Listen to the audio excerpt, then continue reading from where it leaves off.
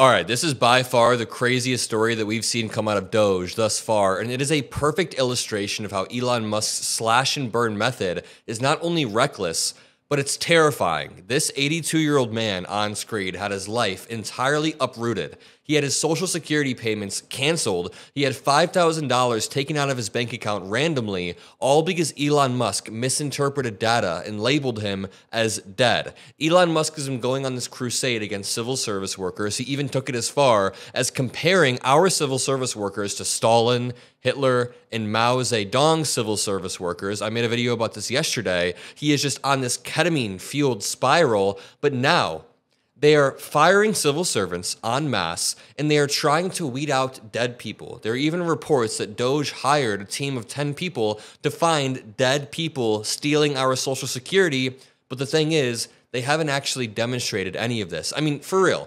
If Elon Musk had actually found the level of waste, fraud, and abuse that he claims, why would he not testify in front of Congress? Wouldn't this be a crazy story that he could bring in front of all of these courts? He could show us all of this evidence. It's so clean and clear and just demonstrate us, but no, he doesn't demonstrate anything. He does these weird Oval Office speeches for 10 minutes where his son, is like climbing around him like a monkey, and he's just, Elon Musk has not demonstrated anything. There's been no external oversight whatsoever, and that brings me to this story. Because when there's no external oversight, you are bound to just make massive mistakes. We need to be blasting this story everywhere, all across the media, to show the real effects of Elon Musk's action. So make sure you drop a like, drop some blue hearts to help boost this video. Let's keep our foot on their neck, metaphorically, of course. In this article, I found very interesting. It talks about how this deceased guy turns out to be very much alive, and he had a lot of trouble getting his Social Security payments reinstated. You know, before we started, read this comment. It says,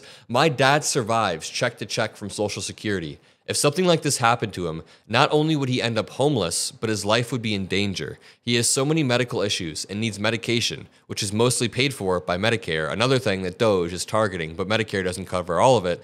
I have naively, desperately held on to the tiniest amount of hope that after Trump, maybe things can get better, and that a lot of MAGA people are just brainwashed, and that there's a small percentage chance that they can be fixed. If Doge, Trump, and Musk end up destroying my dad's life, I will absolutely never forgive anyone even remotely right-leaning ever again. This shit is absolutely terrifying." That was a heartfelt message, and it brings us right into this article. Quote, "Doge has hired 10 staffers at Social Security in hunt for dead people," the headlines read this past week. "Well, I found a dead person right here in Seattle," writes the author of this article. Of course, the circumstances of Ned Johnson's death were completely the opposite of what Elon Musk and Doge had claimed was rampant. Quote, "You wake up one day and discover you're dead," Johnson told me. "It's been truly surreal. That's the biggest difference. My deceased guy," writes the author of the article, "turns out to be very much alive. Musk is contending that hordes of dead people are listed as alive in the Social Security databases and are fraudulently still drawing benefits, which the Social Security director disputes. Elon Musk has released no data, no information other than this like pixelated chart that he released about a month back, and then that pixelated chart made the rounds on all of the crazy QAnon Facebook accounts, but there was no actual source." You know, I was doing a very interesting debate that will be coming out over the next week with some Trump supporters. Some high-profile Trump supporters I debated, and they were saying that Elon Musk is basically doing surgery on the government. And I said, hey, if you're doing surgery, you can't cut off my entire leg if I have a tumor in my foot, right? Surgery requires precision, and Elon Musk is being the opposite of precise. This says, Johnson is 82 years old and still kicking, yet sometime last month, someone or something, like a department of some sort, led Social Security to tag him both as dead and to start clawing back his benefits entirely. Johnson's strange trip through the netherworld began in February when a letter from his bank arrived addressed to his wife, Pan. Quote, "We've recently received notification of Leonard A. Johnson's passing," it began. "We offer our sincerest condolences." At first, she thought it was a scam. And of course, it seems like one, right? That doesn't actually happen in our system. We have mechanisms mechanisms to make sure that doesn't happen, right? I hope. But no, not anymore with Elon Musk at the helm. At first, she figured it was a scam. Her husband, after all, was sitting right there next to her, but then the bank got to the point. We know this is a difficult time, and we're here to help, the bank wrote. We received a request from Social Security's administration to return benefits paid to Leonard A. Johnson's account after their passing. There's nothing you need to do. We've deducted the funds from Leonard A. Johnson's account. Uh-oh. It itemized now $5,200 have been stricken from their bank account on the grounds that Ned wasn't justified to get those benefits because he was dead. It was the payments he'd received in December and January, and let me remind you, many people on Social Security benefits, or if you're getting Medicare or Medicaid, need them to survive. Remember the story I just told? My dad survives check to check from Social Security, this person writes online. But to continue, Ned found that his February Social Security check hadn't been paid, and he's yet to receive his March check either. This would be devastating for the vast majority of people on these programs. His Medicare insurance had been canceled. He also learned that when you die, your credit score gets marked as deceased. Do not issue credit, which makes it tough to get a loan. This dude's entire life, like I said, was uprooted, whether it's his credit score, his ability to take out a loan, his Social Security payments, the money that he had in his bank account already.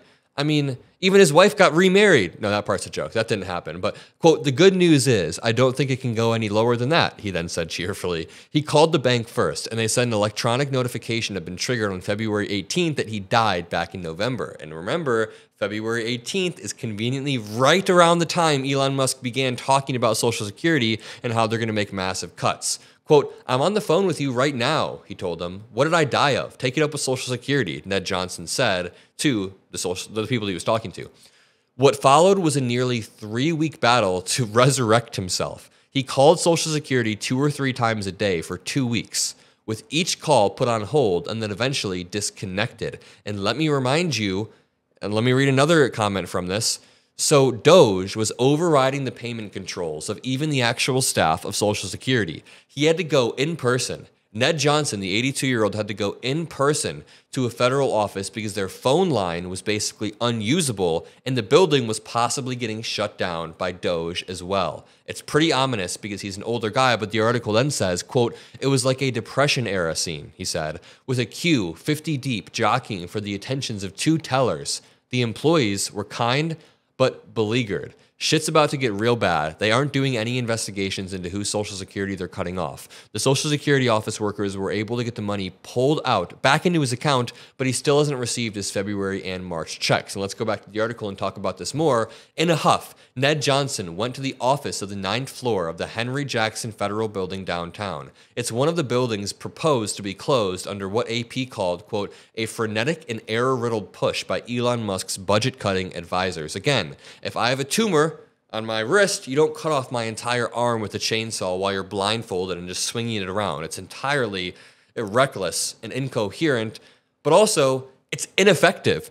I want to get up and scream right now at reading this article. Number one, because it's terrifying, and I couldn't imagine being on Social Security. I'm sure everybody watching this will be fine. Elon Musk will be reined in, especially as this gets more PR. But what I find terrifying is that Elon Musk is doing this under the guise of making the government more effective, yet every single story that has come out over the past month and a half, it seems like he's making the government less effective in every single way, whether it's the nuclear stockpile workers, people with Ebola, or the CDC. It's probably not good.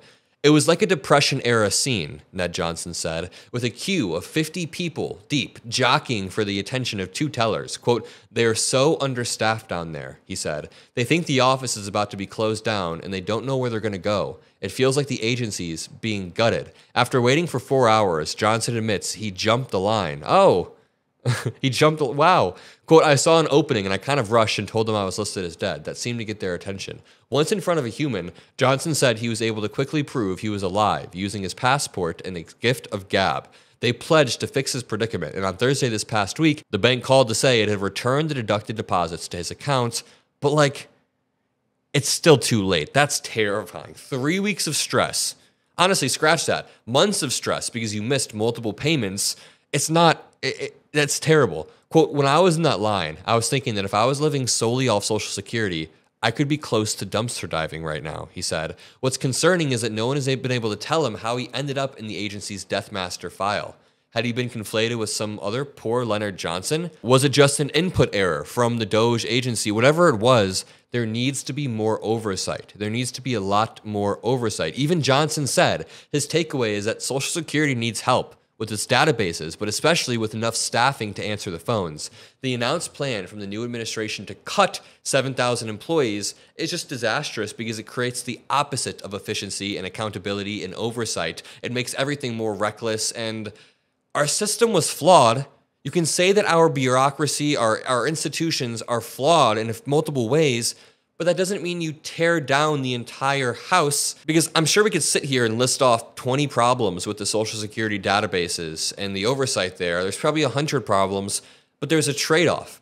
Even though there are these small problems, millions, tens of millions of Americans rely on some of these institutions for help, and I'll leave it at that. Drop a like, subscribe. I love all of you, and I'll see you in the next video. Peace out.